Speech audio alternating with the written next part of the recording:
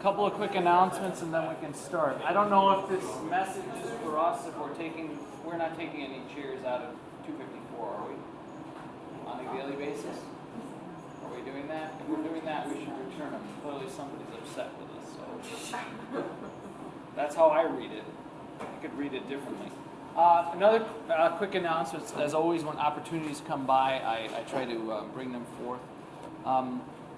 The Smeds Tennis Center, everybody knows what Smeds Tennis Center is, was named and is named after a guy by the name of Ed Smeds, who was one of our Board of Trustee members for many, many years. He's actually used to be a vice president at Kraft Foods. So that's why we have the tennis center, because he went to Carthage and he donated the money to build the Smeds Center. He also donated the money for paid internships. So this just came across my desk. If you're thinking about doing something during the summer, any type of internship, where you're not being paid.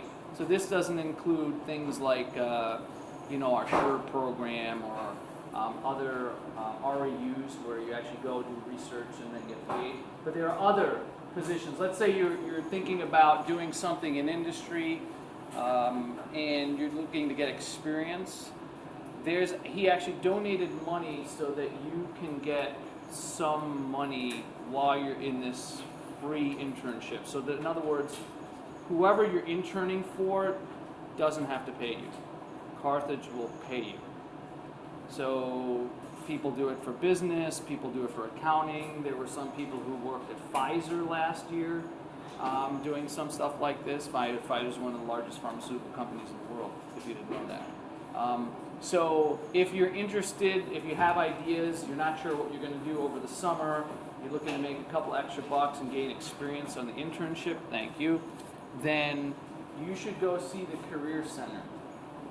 Gene Frederick is in charge of the Career Center, all right? And they'll tell you how to get this thing to work. So you could actually get paid for a free internship. That's what it was set up for, so utilize that. I mean, they're advertising for it, which means a lot of people aren't using it, which is not what Ed Smeds wants. Ed Smeds wants his money to be used. He's got a lot of it to give away, so he's hoping to give it away. Okay? So, pass that on. If you know anybody on campus, I imagine that all the chairs of all the departments have sent it out to all of their faculty, so you may hear this over and over again. Okay? All right, so that's the announcement for today. Again, Friday by Friday, the extra credit, if you haven't already handed it in, please hand it in by Friday. That way I can take care of that. All right, 3 most important things from last time. We finished bone. We're starting joints. I'm going to fly through joints. We have to get through this stuff because we got to catch you back up. All right, so I'm going to try to go quickly. May give you a quick 2-minute, 1-minute break to sort of get your senses about you. A lot of the slides, it's 107 slides, but most of them, I'll tell you what you need to know, and we'll skip stuff that you don't need to know. So you're not doing an actual 107 slides. All right, most important things from last time. Tim. Yes, compact and trabecular bone. Vivian. Yes, ossification and bone growth is something that people confuse all the time. What's the difference? Yeah, Jordan. The 2 different types of ossification. Of the Ossification. Yes, so the 2 different types of ossification, right? Ossification is the process of turning something into bone. Growth just means it gets bigger, right? That's a different chemical process. So, good. Excellent. So now we're going to start on articulations, if somebody would lower. Articulations is another term for a joint, right? It's another term for a joint. So we're going to look at all different kinds of joints, the parts. I have a couple of, I think there's 4 questions for the iClicker throughout here, and then there's a couple of interesting kind of fun videos, and I may just show the video in the middle just to kill some time. All right, so we'll take them out of order. So what is an articulation? It's a site where 2 bones come together. That's what a joint is. right? That's the simplest definition of an articulation. It's a joint.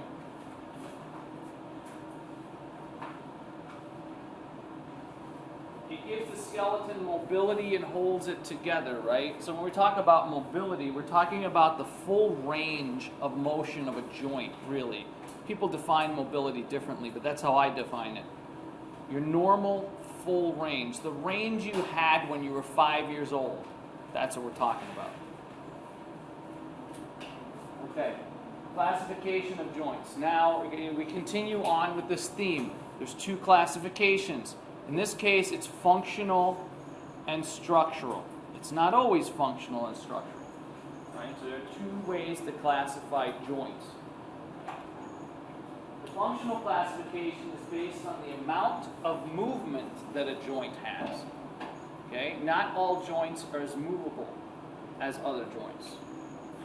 Right? So this is the functional classification. How much movement that particular joint has.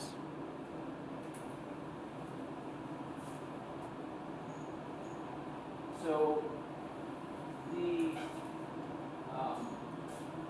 three terms that we use for this are called a synarthrosis, an amphiarthrosis, and a diarthrosis. The acronym is SAD. Okay? And we're going to go through these one at a time. Synarthrosis, amphiarthrosis, and diarthrosis. So a synarthrosis is a non-movable joint. So if you know the acronym SAD, then you know that the first one is non-movable. That means the last one has to be the most movable. It's a continuum. In other words, the tooth joint, right? Your teeth are in your jaw. There's a connection between your teeth and the bone. That's a joint. It's not a movable joint. Okay? The sutures of your skull are joints. They're not movable. You can break them, but they're not movable. The costochondral joints. Costochondral. Bless you. Right? This chondral, whenever you see chondral, what does that tell you that this involves? Cartilage. That's right. Joints. And the epiphyseal plates. Right? Around that area, that's another type of joint. They're non-movable. An amphiarthrosis is a slightly movable joint. The articulation between the radius and the ulna, right? That allows this to happen, right? I can rotate my forearm because of that articulation between the ulna and the radius. Okay? The tibia and the fibula, right? The two bottom leg bones. They're attached. They're slightly movable. They give a little. Right? The pubic symphysis, that one that we showed, it's a little movable, right? It does give a little bit. And the intervertebral discs also give a little bit, right? They allow your spine to fully flex and to extend and even hyperextend. If they were non-movable, you couldn't do that. And then finally, the diarthroses are freely movable joints. And in this category are the structural category of synovial joints. We'll get to those in a second. So the hinge joints, your knee. Pivot, the atlantoaxial joint, is the joint between the first and the second cervical vertebrae. Atlantoaxial.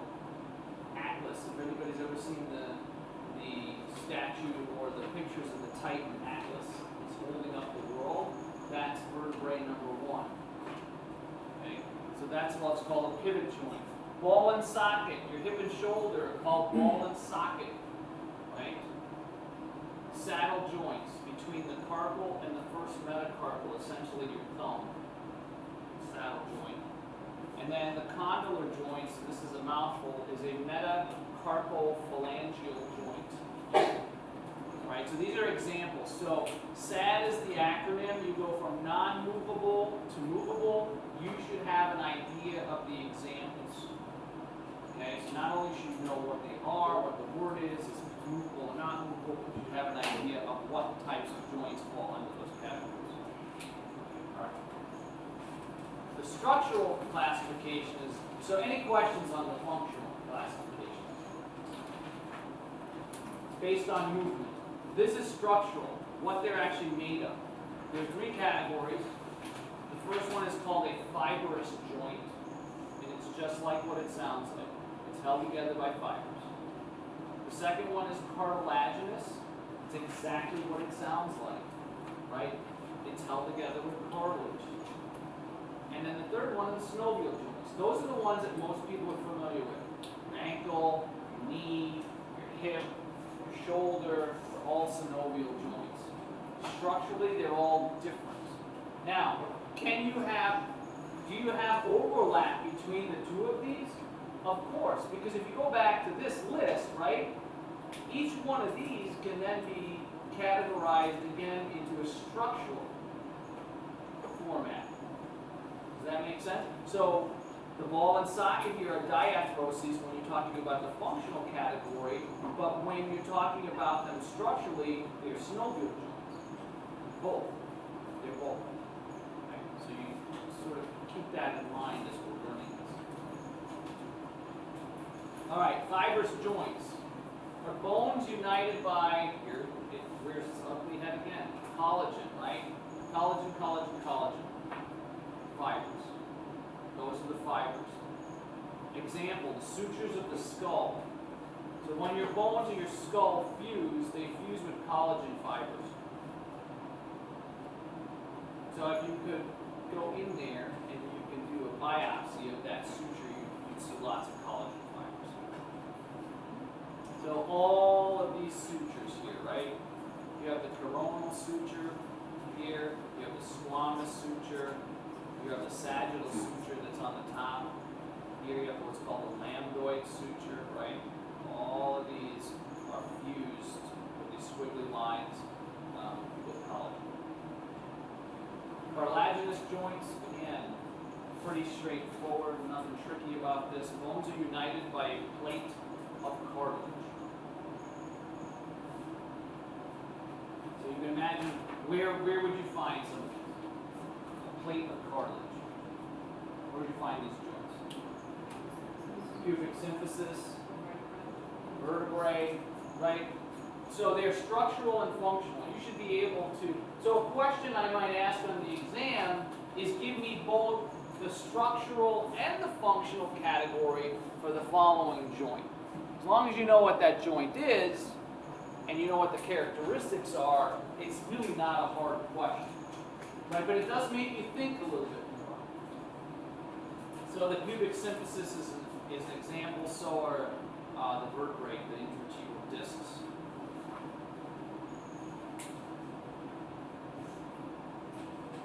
Questions so far? Again, pubic symphysis is down here.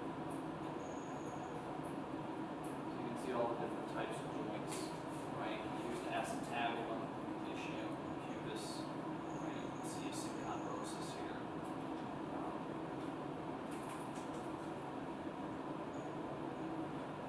Synovial joints, we spend most of our time talking about synovial joints. They're the most interesting, right? These are the ones that AT, PT, OT, orthopedists spend all of their time rehabbing, because these are the big ones. These are the weight-bearing joints, right?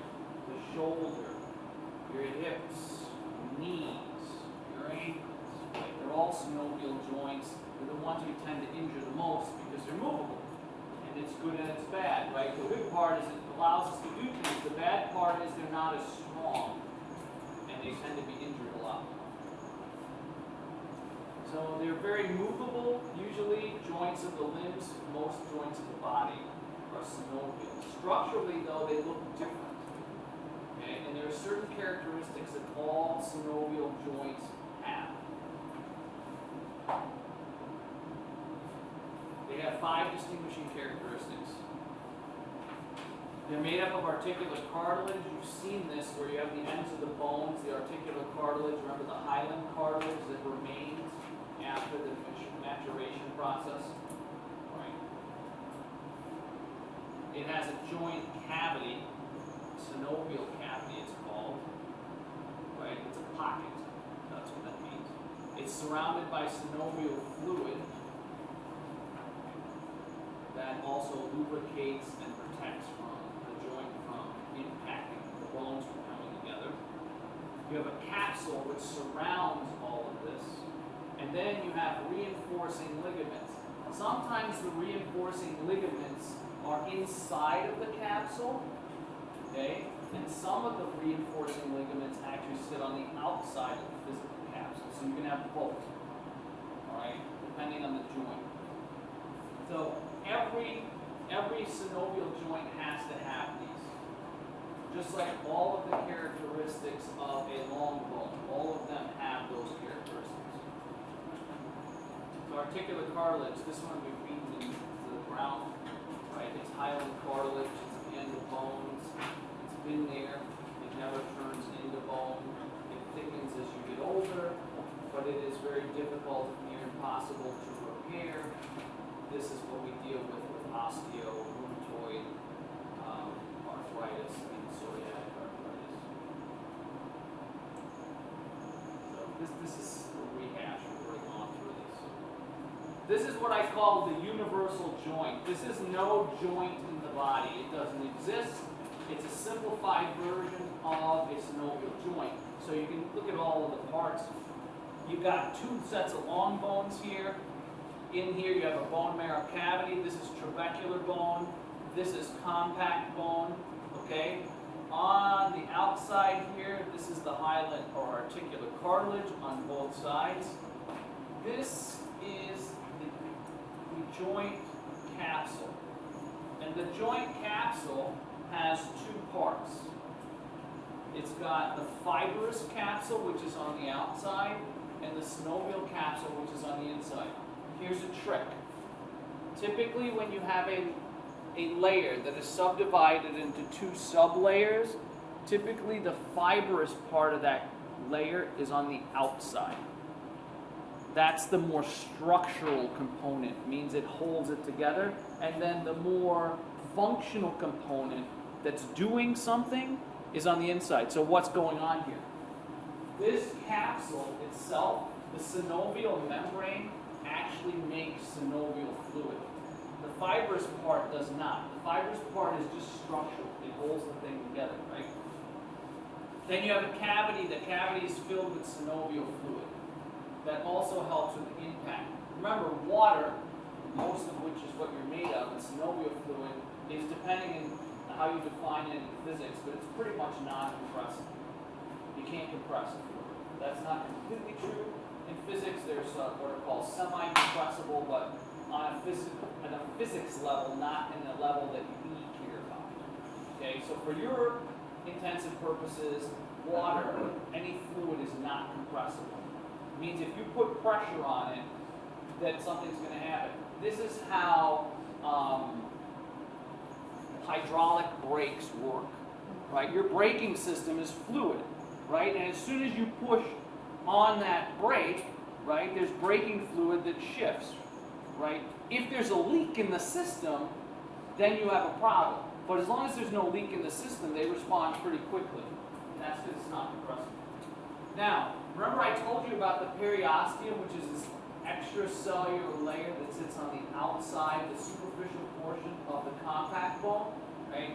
It's got two layers, and again, the very outside layer is the fibrous layer. In this case, it's an extension of the fibrous capsule.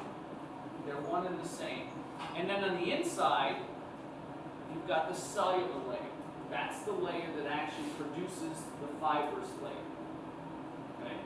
The synovial membrane, not only does it produce synovial fluid, but it also produces the fibrous capsule. So this is the structural component, this is the functional component. This is the structural component, this is the functional component. And then you've got your tendon sheath, of course. Your tendons are surrounded by a sheath. And that sheath allows the tendon to move. Every time I do this, right? Every time I do this with my bicep, my tendon, right? My muscle, in this case, the bicep, we'll just keep it simple. My bicep is pulling, that's not completely true, right? It's pulling, and then it's releasing. It's pulling via the tendon on the bone. That tendon, though, has to be, it's in a sheath that allows it to smoothly go back and forth so that you reduce the friction. If that tendon sheet is flattened and doesn't allow that to happen, you start having irritation. If you don't have enough fluid that lubricates that area, you start having irritation. In a perfect world, the sheath allows the tendon to go back and forth without that irritation or the inflammation. So if something is off, right, if the alignment between these things is off, then you're going to start having more and more irritation. Does that make sense? Okay. Questions on this? So this is another diagram. We should probably have a pretty good idea. Should you be able to draw it? I don't know, maybe. You can use it on an answer on an exam. It's not, again, I'm not looking for art. I'm just looking for the parts to be labeled. So this is another good one because it's universal. I'm not going to ask you to draw the hip joint. Right? It's a little tricky. All right, so this is that universal joint. This is what it would look like in a cadaver, right? And in the cadaver, you can see the articular cartilage, you can see the trabecular bone. Out here, you can see compact bone, and this is the joint capsule, right? You have more space than this in your joint the way it sits right now. If you take an X-ray of the joint, there's a gap, and it's a lot bigger than this. So this is a cadaver that's been put together. They took a giant machine. Right? They put this person, they embalm them, and they take a giant saw that's super sharp, and then they cut you into layers. And that's what they did here, so it's sort of complex. This isn't the actual gap in the joint. The gap in the joint is bigger. Alright. Question. Number 1. Which of the following joints is slightly movable? This one's either easy or hard. Try not to use your notes for this one. Push yourself to try to remember. Okay? Which of the following are slightly movable? And I don't think I need to read them because there's not much going on here. So let's...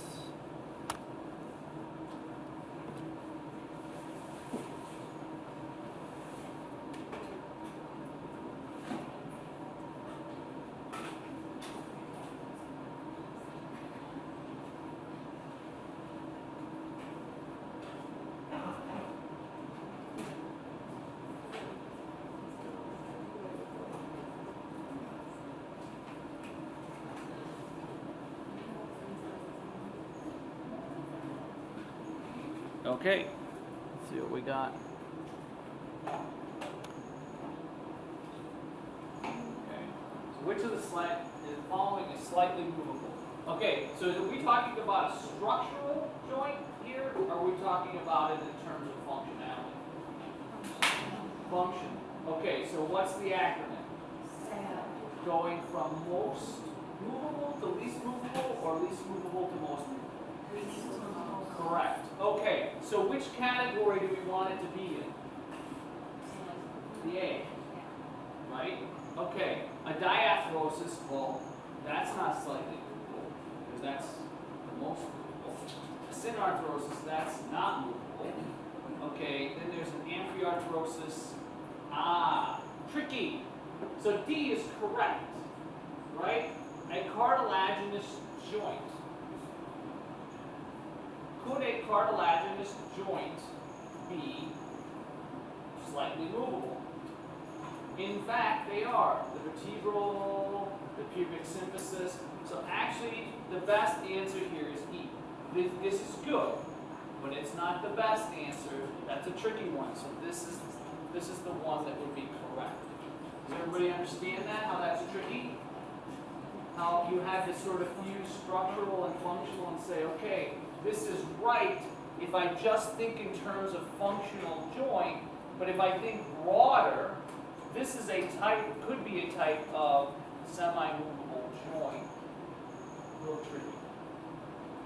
But overall, I mean, you got the two best answers, which is encouraging. That's what I'm most concerned about, right?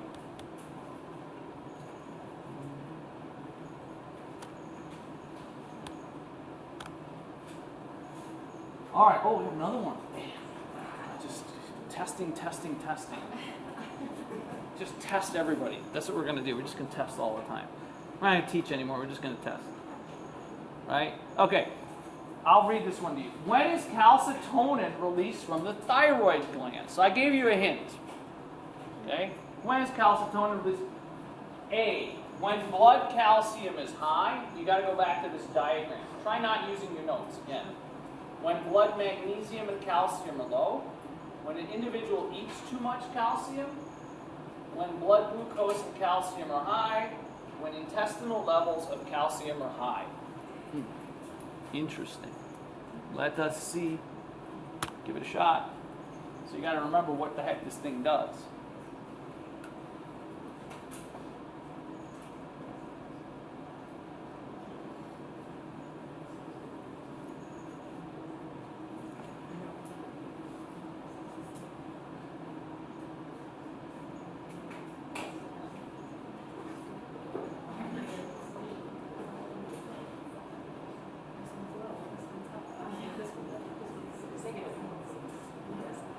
Okay, let's see what we got.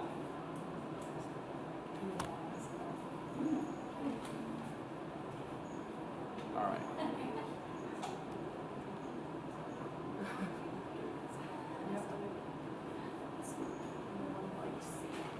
I didn't make a copy on my screen on my MS, so I got to do two things at once. All right, so most people said A. When blood calcium is high, that's a good answer.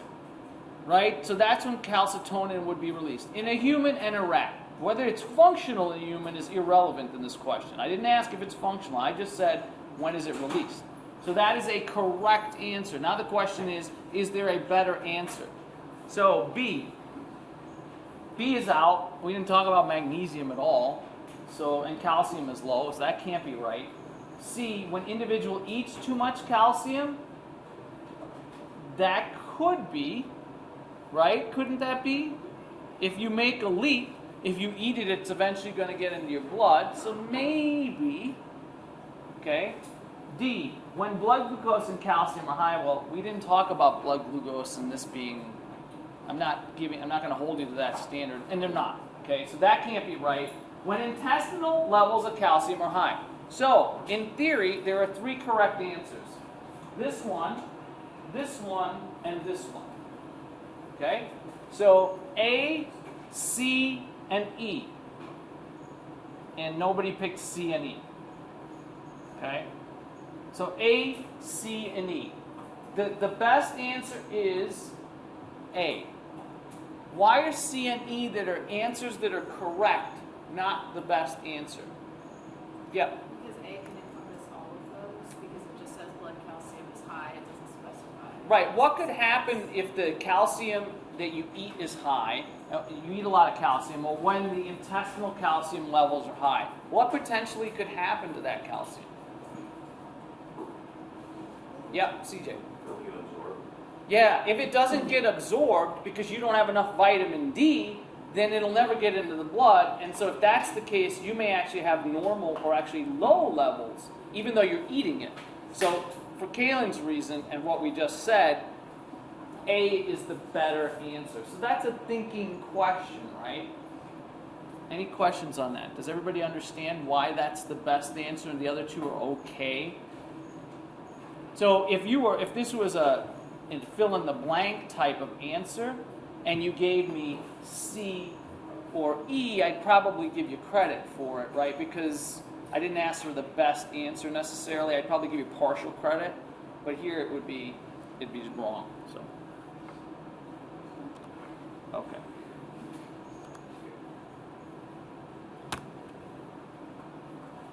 All right, the joint cavity is also known as the synovial cavity.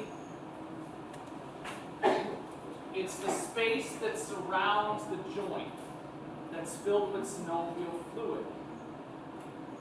There's all kinds of pathology that occur with this.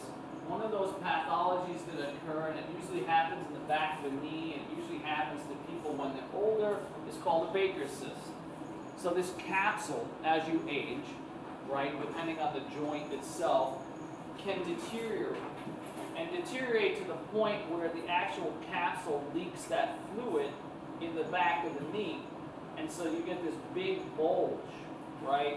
And it's called a Baker's cyst, and the doctor can go in, he or she can go in and suck the fluid out. They can repair the capsule, but sometimes, depending on how old you are, it may, just sort of hang out there at a level that's not irritating.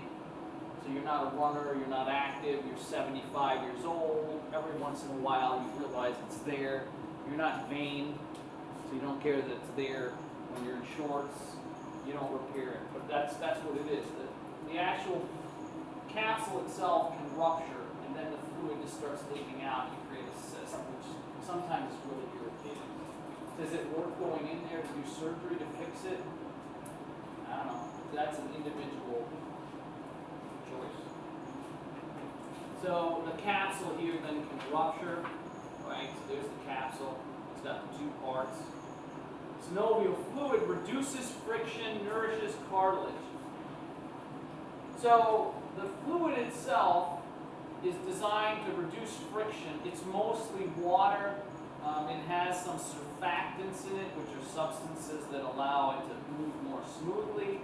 And it nourishes the cartilage cells. Remember, cartilage is avascular, right? So it's only going to be able to get nutrients through diffusion. There's two ways to get it. You can get it from the capsule itself or from the blood. So that's an advantage.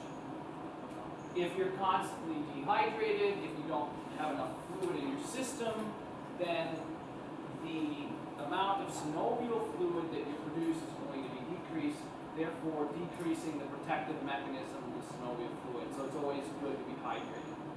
It's simple to do. But if you're chronically dehydrated, that would be bad for the joints. Okay. The joint or articular capsule, right? There's two parts to this. It encloses the joint. That's where the fluid is contained within. It's composed of those two parts. The fibrous capsule, remember, fibrous portion of the layer is usually the outside in general. So there are themes, right, in anatomy. You'll learn, hopefully you'll take away the themes when you leave this class. Like, oh, fibrous capsule is usually on the outside. The functional part of the capsule or layer is usually on the inside. And that makes sense, right? Wouldn't you want the protective layer to be on the outside and the functional layer to be on the inside? I mean, it makes sense. If you were designing it, you'd probably design it the same way. Okay.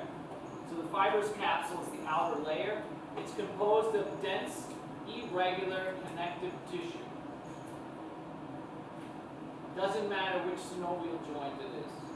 These joints are all impacted from multiple directions. You need a strong type of connective tissue proper, okay, that allows for forces in all directions. So the only one that fits that is going to be dense, irregular tissue. The synovial membrane lines the inside of the fibrous capsule. It's alive. It's producing the fluid, right? And produces this, so it produces the fluid. Any questions on that?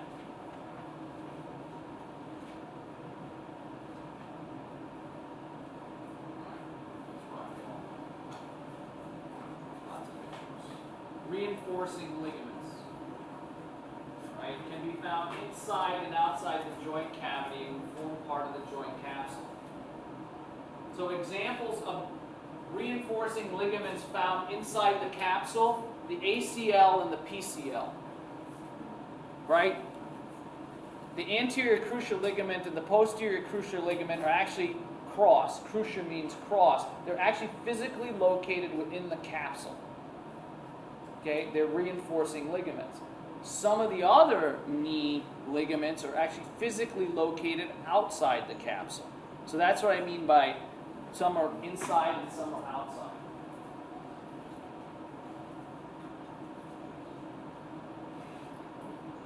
Right, this is the shoulder joint. You actually have a printout of these ligaments.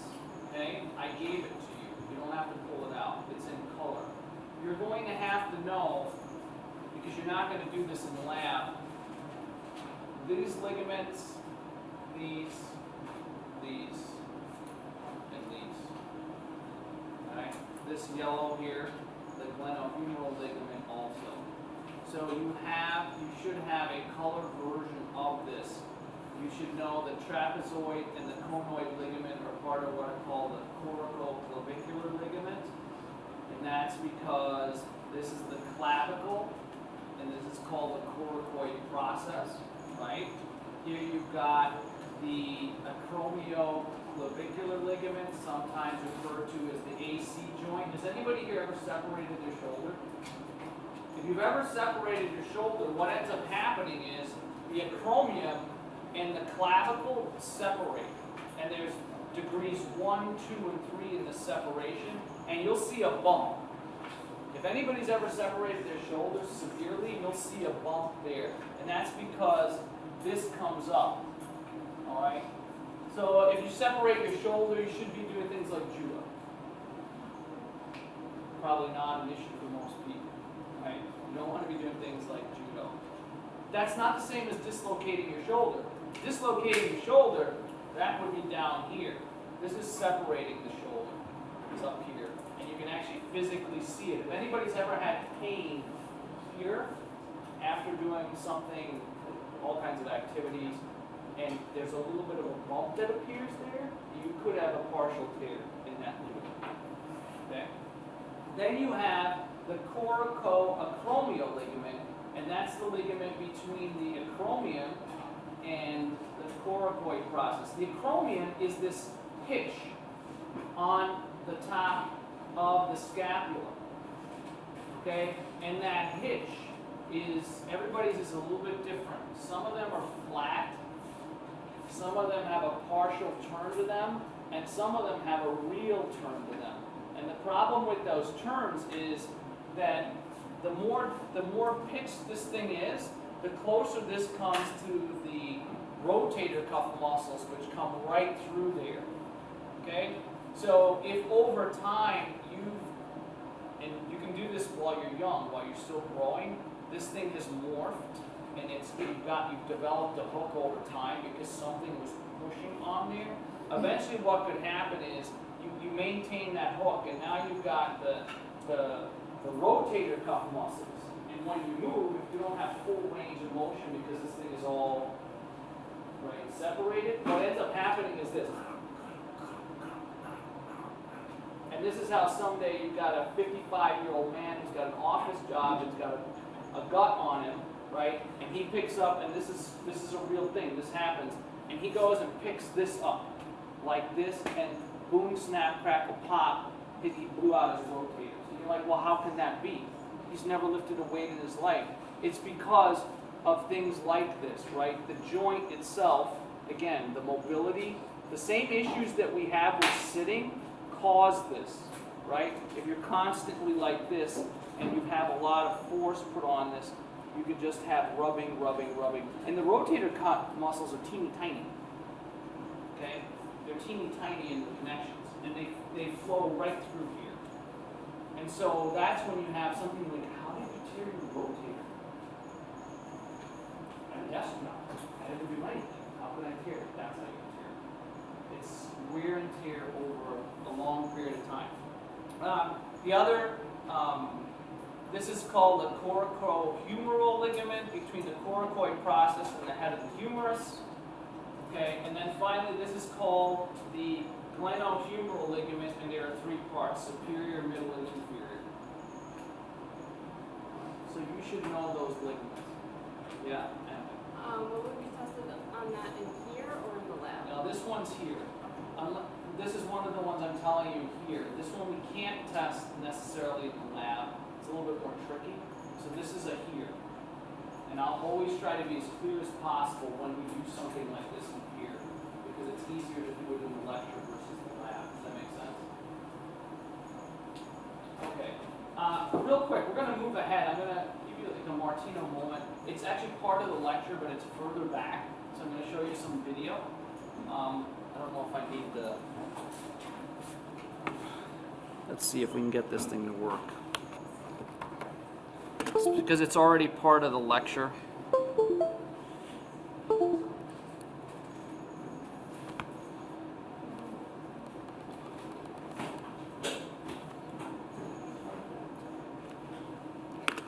Let's put this thing on. Let's hope it works. I'm not a big fan of technology because 50% of the time it doesn't work.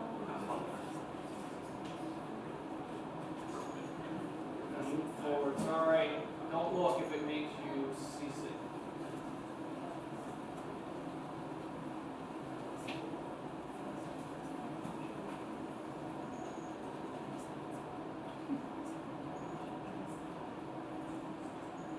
So we're going to talk about the hips. This is video for the hips. We'll come back to it. Where are you?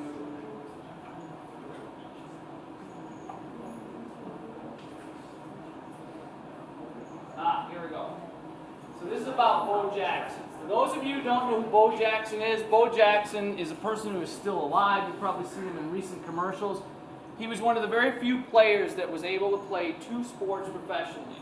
He played for the Kansas City Royals, he ended his career with the Chicago White Sox, and he played for the Oakland Raiders.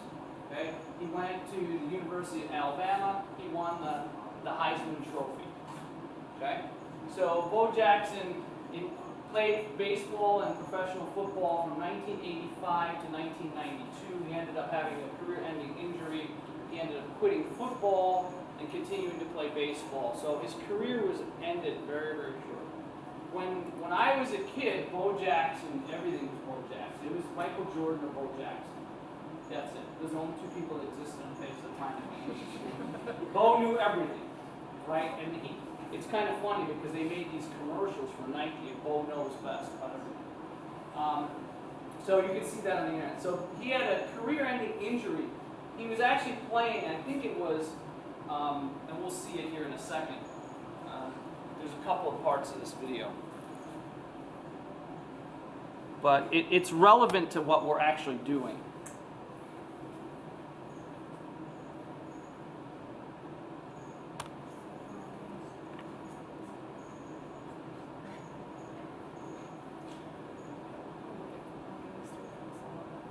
We're not watching the Theismann video. Here we go. This is Jim. He's a proud hotel owner. But Jim is frustrated. The Rabbit Breeders Convention has come to town and none of the visitors stay in his amazing hotel. Why should you care? Well, they looked on popular websites that don't have his hotel. So you wouldn't have found it either. However, on Trivago, you never rely on one or even several websites because Trivago searches more than 200 of them. That way you find your ideal hotel for the best price. The visitors, rabbits, and Jim like that about Trivago, and so should you. Hotel Trivago. His eyes looked at us and how he really got his all-pro angry face out. The first time we'd seen it said, Schrader is my quarterback. He is my quarterback. And the team just continued to function. And fortunately, in a sense, they didn't have to have him playing great football because a lot of other people were. Bo Jackson has some room. One man to beat, and from behind, Kevin Walker saves another touchdown. It doesn't look bad. This is just what the Bengals wanted to avoid and just what the Raiders were expecting sooner or later to happen. Some beautiful blocking at the line of scrimmage, and Bo is so strong physically. Those legs are so strong.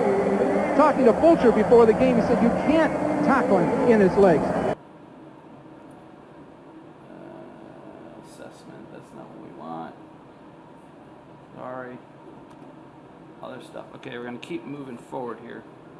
So I'm going to show you this video. It sets the stage for everything that I'm about to tell you. And this is part of the class, so I don't feel too badly about going on a little longer because we're going to lecture this anyway. So.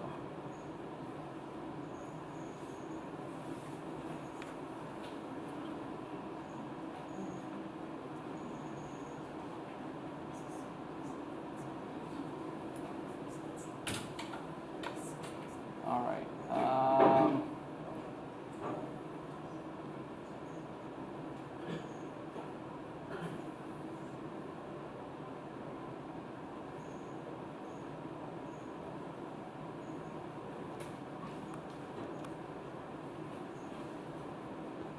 These are 5 moments from Bo Jackson's career, and I think you have to see these in order to understand it. The Bank of America mobile banking app has so many features I could use it all day. Need to set an alert? No sweat. Need to deposit a check? Boom. After a long day of mobile banking, I gotta ice down the old wing. Gotta bring the cool before you bring the heat. And as Bo Jackson comes up, we So talked that's about Ronald Ozzie Reagan. Smith and you wearing a Cardinal uniform. He was still president of the Jackson United was States. baseball and football, and you did football. Yes, I played the Gipper, but I also played for real in a much earlier time. But that Bo down there, that's a pretty interesting hobby he has for his vacation. When baseball ends, he winds No, up this is during. This is before the injury. playing, This is all before the injury. playing football. I don't know if there's ever been anyone doing it. Hey, he's remarkable, and look at that one. Bo Jackson says hello.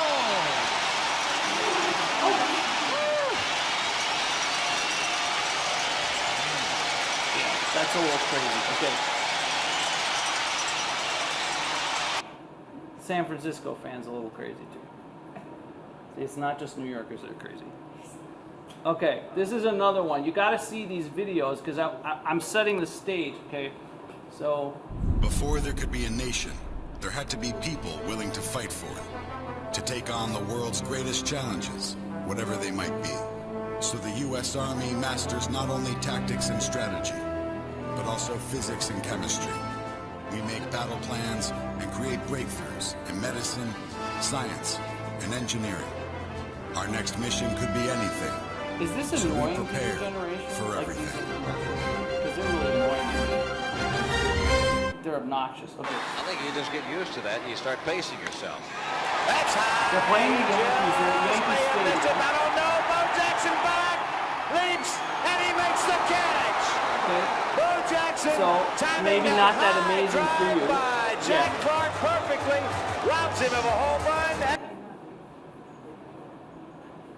Keep going. Oops. Okay. This is like something you've probably never seen a human being do before. And not talent. Orsolak licks that one to left center field. Bo on the charge. Bo is there. Yo, mama, Bo.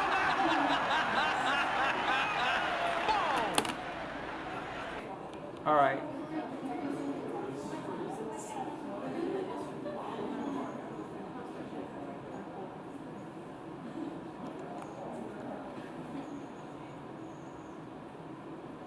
All right.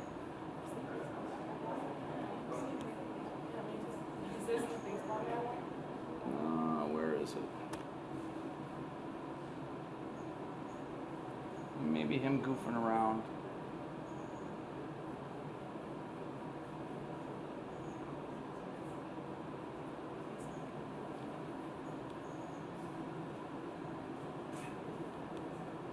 Let me just check something here.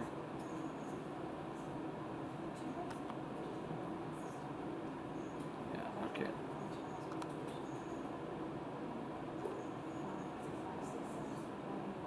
Hold on. One quick second here.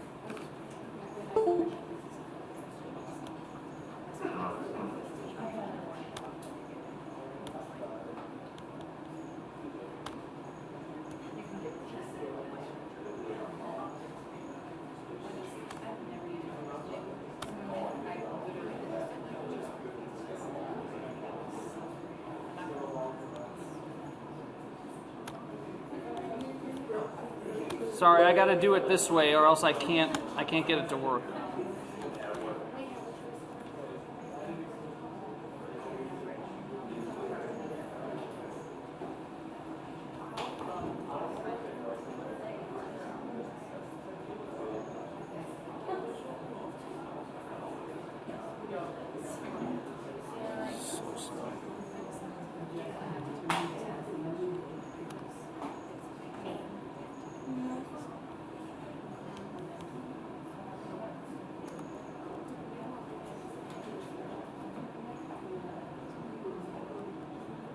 All right, this is the one I want to show you. This is the last one, and then we'll go back, and we'll actually get back into the lecture.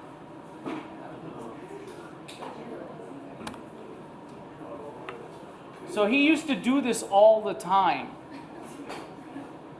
Because I remember watching it as a kid thinking, oh, anybody can do this. Why not? He can do it. Bo can do anything.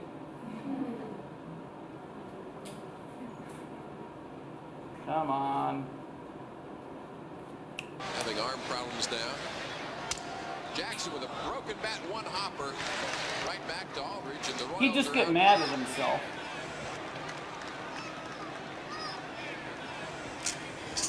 All right.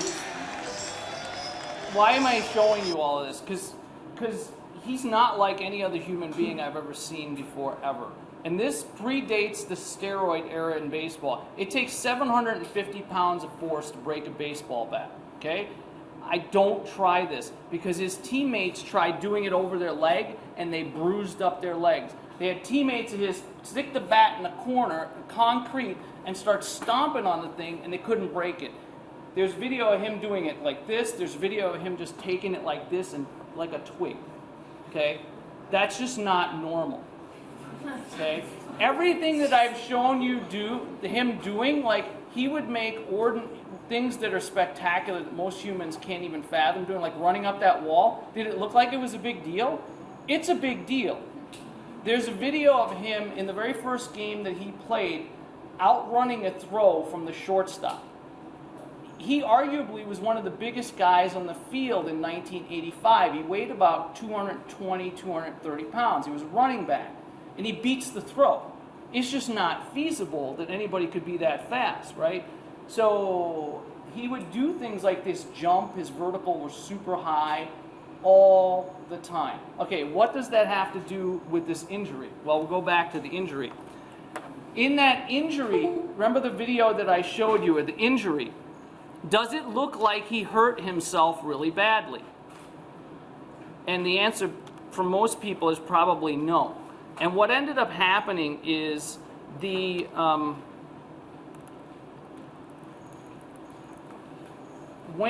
he got tackled, the guy held onto his leg. The guy was a linebacker, probably weighed 280 pounds, 290 pounds, right? And he held onto his leg, and Bo just pulled and went down and came back up.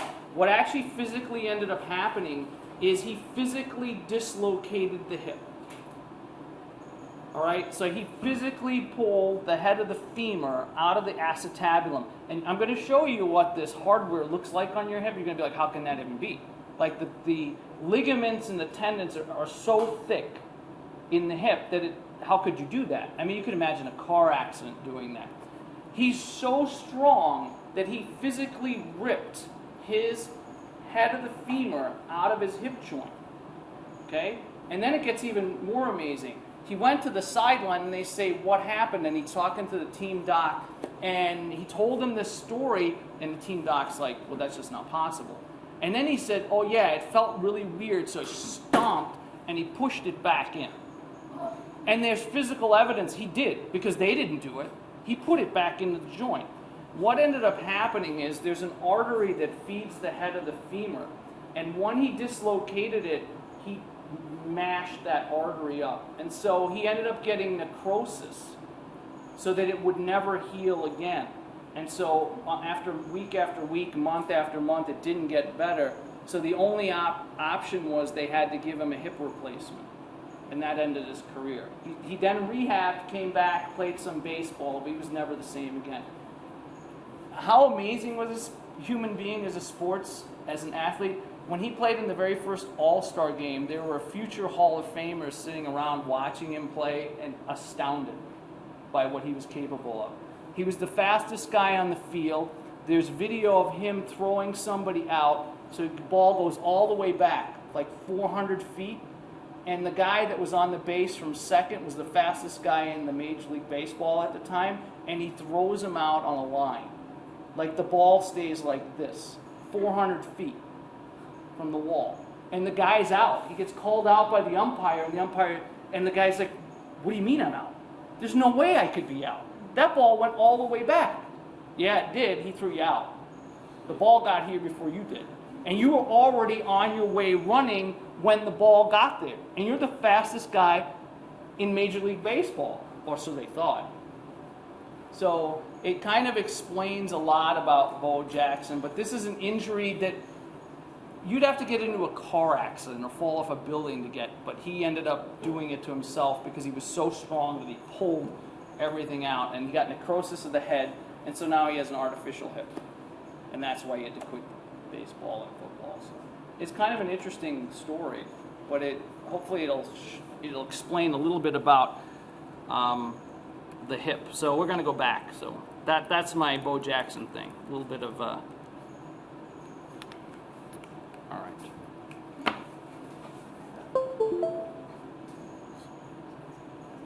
Any questions so far? So we've already done this.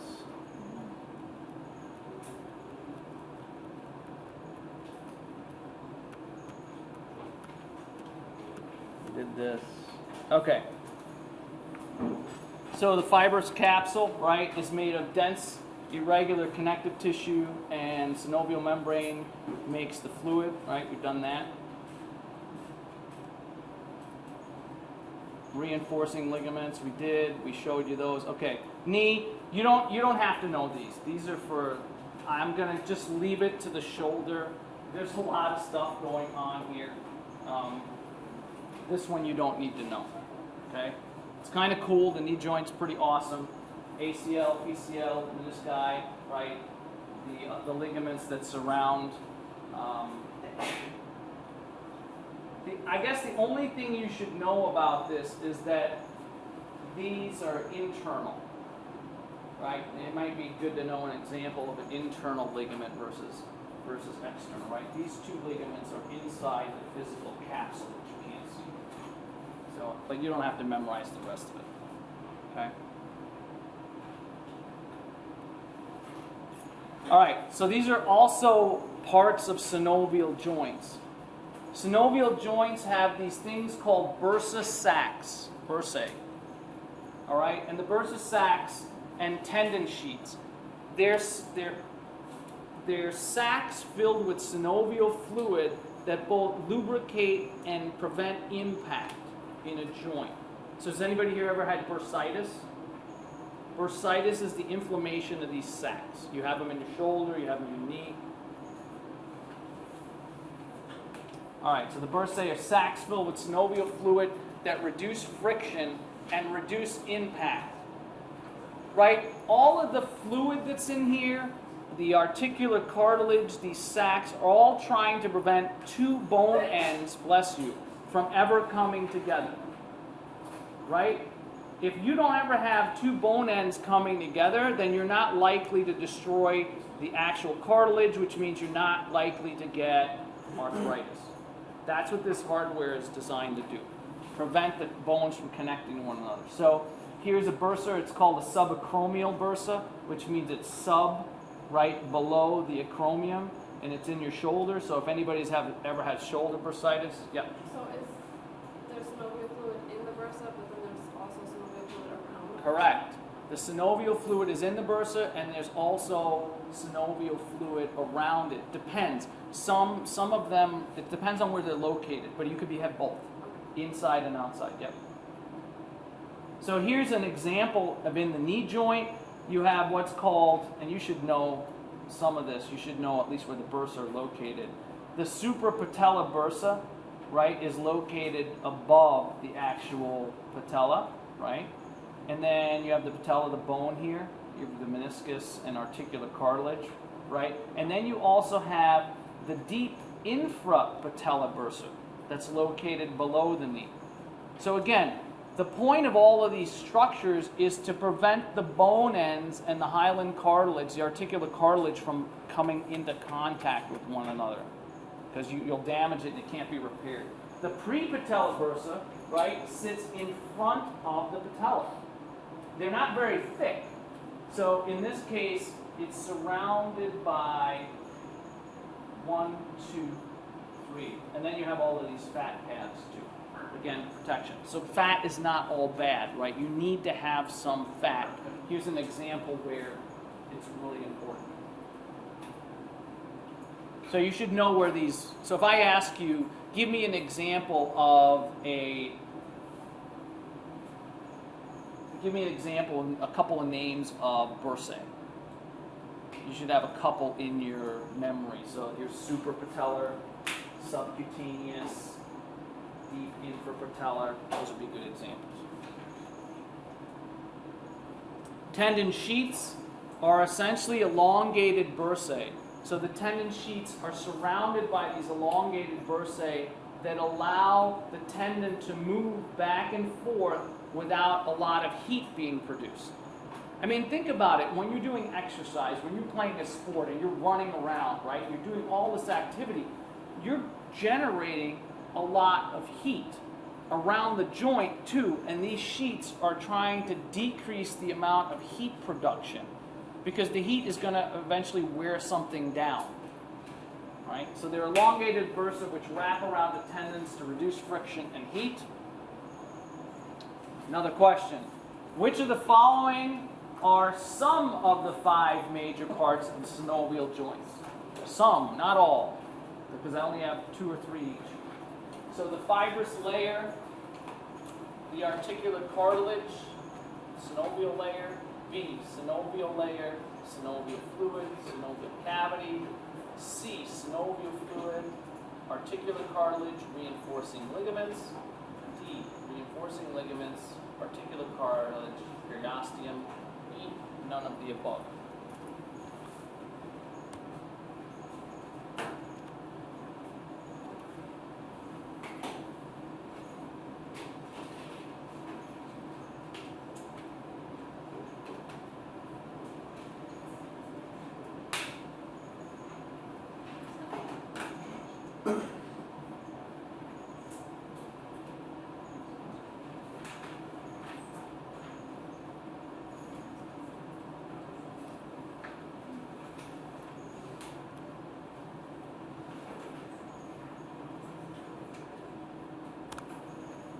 All right, C and B. The synovial layer, synovial fluid, and synovial cavity. So what about the synovial layer? What about that makes that wrong? Tim?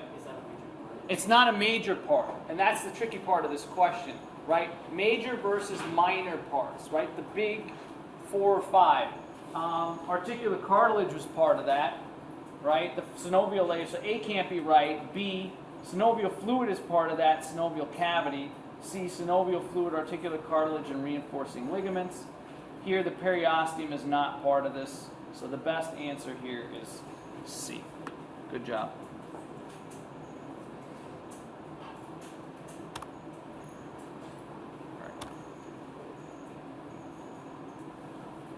There's a tendon sheath.